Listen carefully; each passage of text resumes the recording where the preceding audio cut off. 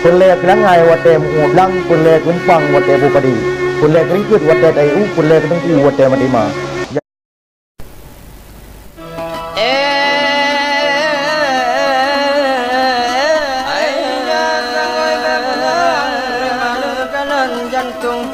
Assalamualaikum warahmatullahi wabarakatuh.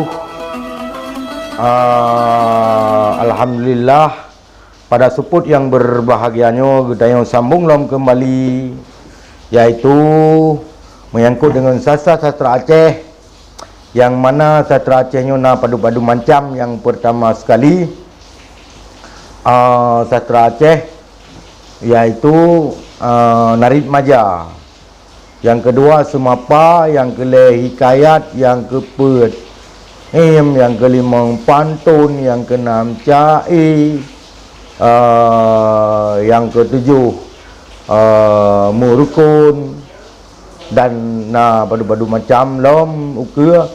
Pada orang yang berbahagianya kita yang utama dalam acara satu sebuah kategori yaitu Narid Maja. Ulun tuan memperkenalkan diri. Yang pertama sekali, nama ulun tuan Husni, menyebab Facebook lun dikun dengan Nan Syekh di Nanggro Merdu. Kerja lun sebagai staf ahli bagian adat istiadat di Kabupaten Pidijaya, yang kerja hari-hari nak ke Bakanto MAA Pidijaya. Dan ulun tuan aktif ya balah pantun, mencai dan macam-macam tu menyangkut dengan sastra Aceh.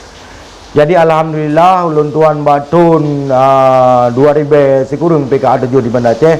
Ulun tuan mendapat sebuah predikat yaitu juara Narid Maja se-Aceh, yaitu berpidato tentang Narid Maja.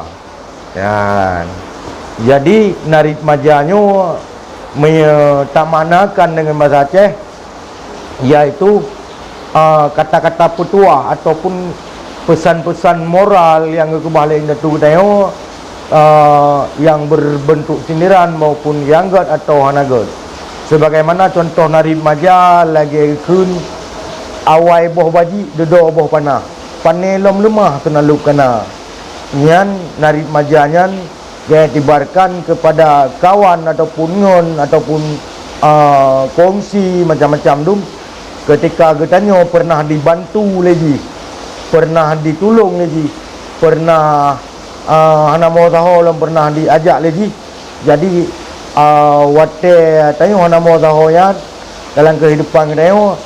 Jadi keledo pada akhir tayo na kemakmuran, na menyuruh tayo budaya tayo hana mau tahu dengan ditolong lagi hingga tayo kana sebuah keberhasilan. Jadi tayo tua kepada orang yang tolong yan. Betul-betul sebuah kata-kata oleh indatu tayo dalam Narid Maja.